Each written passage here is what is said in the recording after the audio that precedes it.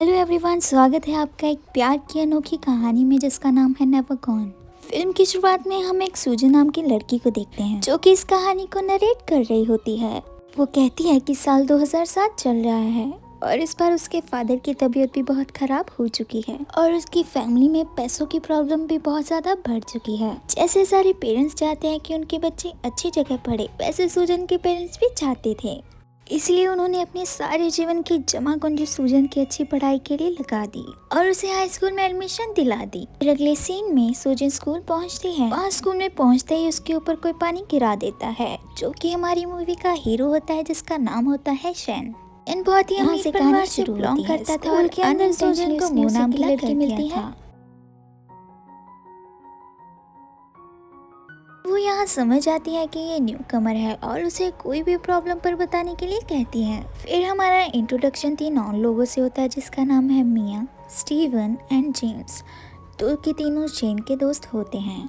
अगले सीन में दिखाते हैं कि क्लासरूम में सूजन को चेन के आगे बिठाया जाता है क्योंकि उन लोगों का आज मैथ का एग्जाम था जिसमें सूजन को बहुत ही कम मार्क्स मिलते हैं। फिर लेक्चर ओवर होने के बाद सूजन बाहर जा रही थी, तब उसे शैन बहुत ज्यादा परेशान करता है। वो उसकी बुक भी छीन लेता है और उसे वापस नहीं करता, जिससे सूजन बहुत ज्यादा फ्रस्ट्रेट हो जाती है और फिर वो ऐसे ही उसे छोड़कर वहाँ से चली जाती है। अगले सीन में वो यहाँ सूजन को मनाने की कोशिश करता है, लेकिन वो उस पर ध्यान ही नहीं देती और वो चेयर भी उसके पैरों के ऊपर रख देती है। तब शैन उसे सॉरी बोलता है और बुक उसके टेबल पर रख देता है और कहता है कि एक बार प्लीज इसे खोलकर देखो। फिर वो बुक खोलकर देखती है कि शैन ने सॉरी लिखा था और उसके सारे मिस्टेक भी उसने ठीक कर दिए थे और ये उसके सॉरी कहने का तरीका था। फिर लंच टाइम में शैन का दोस्त टिम सूजन से आकर कहता है कि तुम्हारी वजह से मेरे दोस्त के पैर में चोट लग गई है, अब इसके मेडिकल बिल्स कौन पे करेगा।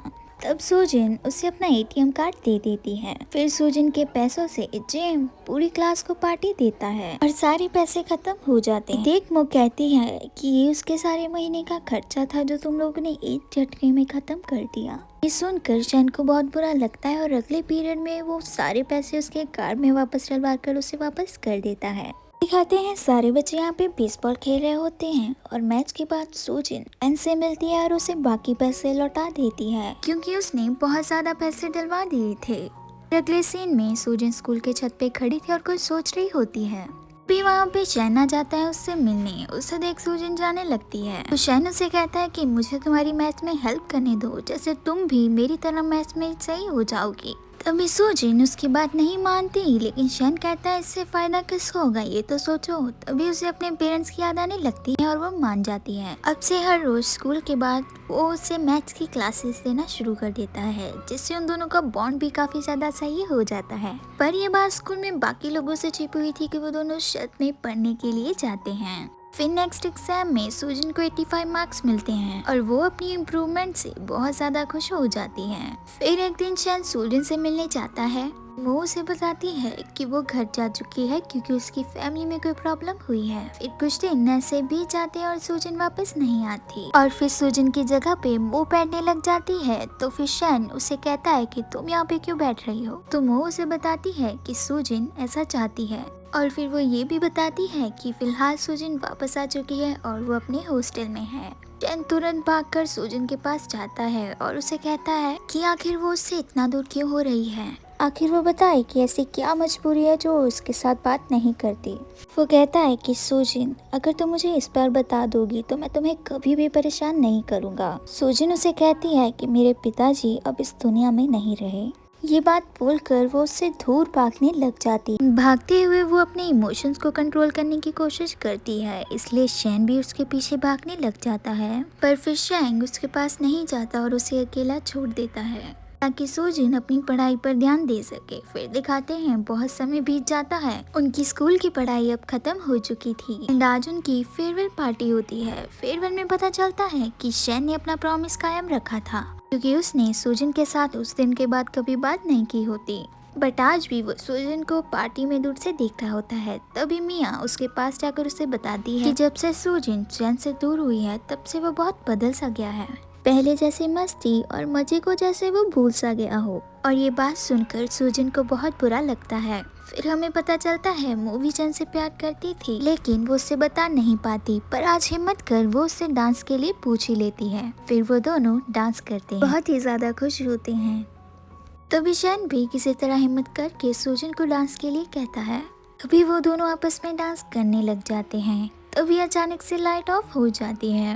लाइट ऑफ हो जाने के बाद चैन यहाँ पे सुजन को जोर से हग कर लेता है और मो और चैन तो यहाँ पे किस कर लेते हैं। लाइट के वापस आते ही सुजन वहाँ से चली जाती है। तभी सुजन के पीछे चैन जाता है और उससे कहता है, सुजन मैं तुमसे बहुत प्यार करता हूँ, प्लीज अब तुम मेरी पार्टनर बन जाओ, मेरे साथ चलो, अब हम साथ ही पढ़ेंगे प्लीज सुजन। और सुजन कुछ भी जवाब नहीं देती और डायरेक्ट शन को किस कर लेती है। शन को लगता है कि इसका मतलब हाँ है।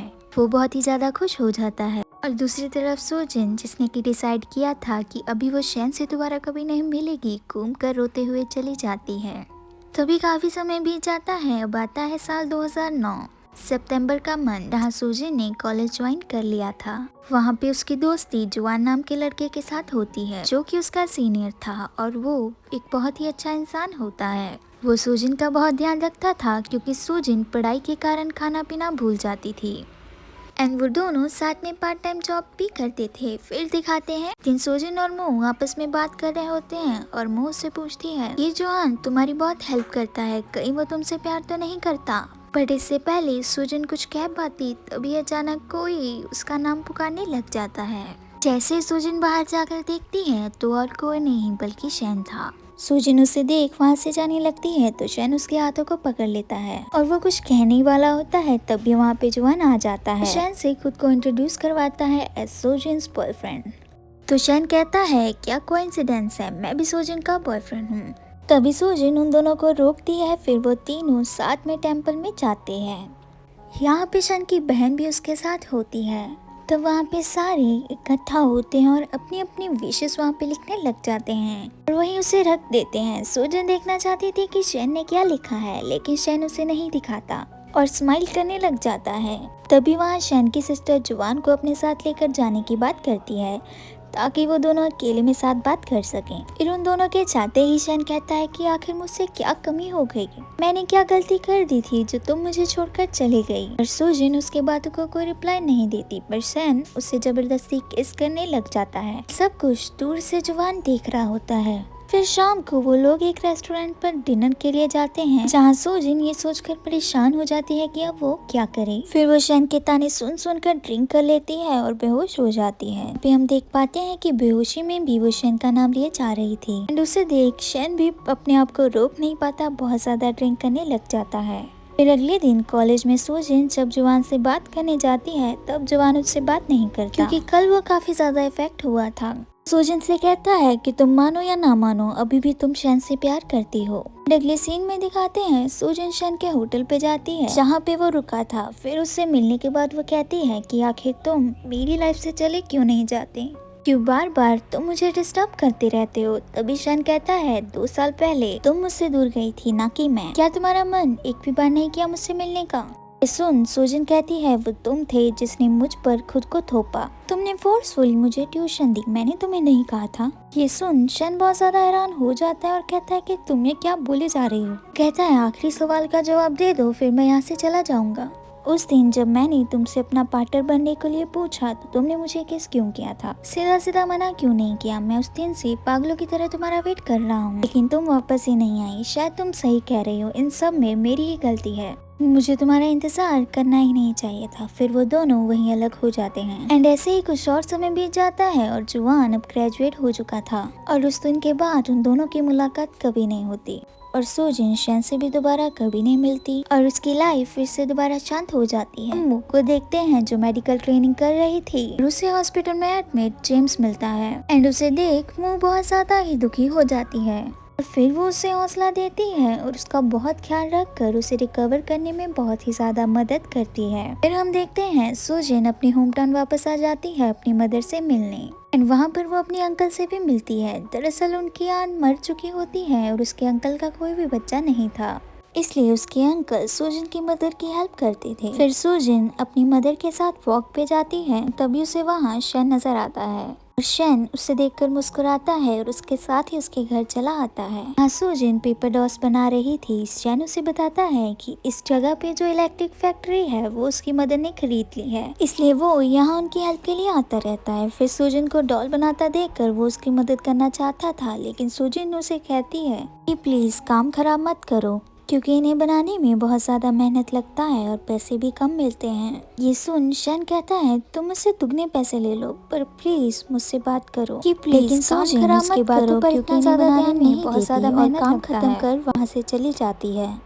शन को सुजन का ये एटीट्यूड बिल्कुल भी अच्छा नहीं लगता और वो तब भी हिम्मत नहीं हारता और सुजन की बातों को समझकर पूरी रात जाग कर ये डॉल बनाता है। फिर आधी रात को सुजन चेक करने आती है कि वो कर क्या रहा है। फिर देखती है कि शन डॉल्स बना रहा था, जो कि उसने कभी भी एक्सपेक्ट नहीं किया था। फिर अगली सुबह सुजन जब आकर शन के हाथों को देखती है तो वो बहुत ही परेशान हो जाती है और मुस्कुराने लगती है और बहुत ही ज्यादा इमोशनल हो जाती है कि जिस बंदे ने आज तक कुछ भी काम नहीं किया वो आज पूरी रात जाग कर उसके लिए डॉल्स बना रहा था। इसके बाद वो शन को थैंक यू भी कहती है। शन उसे प्यारी से स्माइल देता है और उसे प्रॉमिस लेता है कि ग्रेजुएट होने के बाद सुजन उसके साथ रहेगी। सुजन उसकी ये बात खुशी से मान लेती है और अब जाकर वो दोनों एक दूसरे के साथ खुश थी। फिर कुछ समय के बाद ग्रेजुएशन करीब आ रहा था और सुजन जॉब के लिए अप्लाई कर रही थी ताकि उसे जॉब शन के शहर पे मिल जाए, पर बहुत ज्यादा कोशिश करने के बावजूद भी ऐसा नहीं हो पाता। एंड ये बात वो मो को बताती है। तभी मो को जेम्स का फोन आता है। तभी हम देखते हैं कि शाम को मो और जेम इंटीमेट होते हैं। एंड अगले सीन में हम देखते हैं शन सुजन को फोन करके पूछता है कि वो उसके शहर कब आ रही है। सॉरी कहती है कि उसकी जॉब दूसरे शहर में लग गई है। ये बात सुनते ही शन उसका फोन काट देता है। ये देख सुजन बहुत परेशान हो जाती है और वो तुरंत टिकट करवाती है शन को मनाने के लिए। रास्ते में शन का उसे फोन आता है और वो उसे गुस्सा होने के लिए माफी मांगता है। कहता है कोई बात नहीं, अगर तुम मिलने नहीं आ सकती मेरे पास, मैं तो तुम्हारे पास आ सकता हूँ। तभी सुजन कहती है मैं तो ट्रेन में हूँ, तुम्हारे पास आ रही हूँ। तभी शन कहता है वाह, मैं भी ट्रेन में हूँ तुम्हारे शहर के लिए। एंड फिर वो दोनों फोन पे डिसाइड करते हैं बीच स्टेशन में रुकने का। एंड वहाँ वो दोनों एक दूसरे से फाइनली मिलते हैं। एंड आज उन दोनों के फेस पे एक अलग ही स्माइल थी। और उस रात वो दोनों एक होटल पे रुकते हैं और बहुत सारी बातें करते हैं। और ऐसे ही कुछ और साल बीत जाते हैं और हम देखते हैं साल 2012 अगस्त का मंथ, जहाँ सुजन और शन एक साथ शिफ्ट हो रहे होते हैं और बहुत ही ज्यादा एक दूसरे के साथ खुश होते हैं। वहीं दूसरी तरफ हम देखते हैं जेम्स मो को बताता है कि उसकी शादी किसी और लड़की से तय कर दी गई है और वो अपनी फैमिली की इच्छा को मना नहीं करना चाहता। एंड मो खुशी खुशी उसे कांग्रेस कहकर वहाँ से चली जाती है। फिर वो सुजन को मिलती है और उसे ये सब बताती है और उससे कहती है कि वो दूसरे देश जा रही है अपनी पढ़ाई पूरी करने, और उसे रोते हुए अलविदा कह देती है। फिर अगले सीन में दिखाते हैं शन और सुजन पार्टी में जाते हैं। एंड वो पार्टी शन की सिस्टर की तरफ से थी। वहाँ उन्हें पता चलता है कि शन की सिस्टर को जवान से प्यार हो गया है और वो दोनों अब शादी करने वाले हैं। शन अपनी बहन से कहता है कि तुम्हें सच में लगता है कि वो तुम्हारे लिए सही है, कहीं वो तुम्हारे पैसे के पीछे तो नहीं। उसकी बहन उसी की बात को उसी पे घुमा देती है कि ये सेम चीज सुजन के साथ भी हो सकता है, वो तुम्हारे पैसों के लिए तुम्हारे पीछे हो। ये सुनकर शन को बहुत ही ज्यादा गुस्सा आता है। जवान सुजन को मिलकर अपना मोटिव बताता है कि वो शन की बहन के साथ इसलिए है क्योंकि वो बहुत ही ज्यादा अमीर है। अगले सीन में घर लौटते वक्त सुजन शन से पूछती है कि क्या तुम मुझसे शादी करोगे। वो वादा करता है कि चाहे जो भी हो जाए वो कभी भी सुजन का साथ नहीं छोड़ेगा। अगले दिन ऑफिस में सुजन के अंकल उसे मिलने आते हैं। बताते हैं कि उसकी मॉम को कैंसर हो गया था, जिनके इलाज के लिए उन्हें बहुत बड़ी रकम चाहिए थी, जो पैसे उन्हें शन की फैमिली ने दिए होते हैं। इवन अंकल की नौकरी भी शन ने अपनी फैक्ट्री में लगवाई थी और उसने सुजन को ये बताने से मना किया था।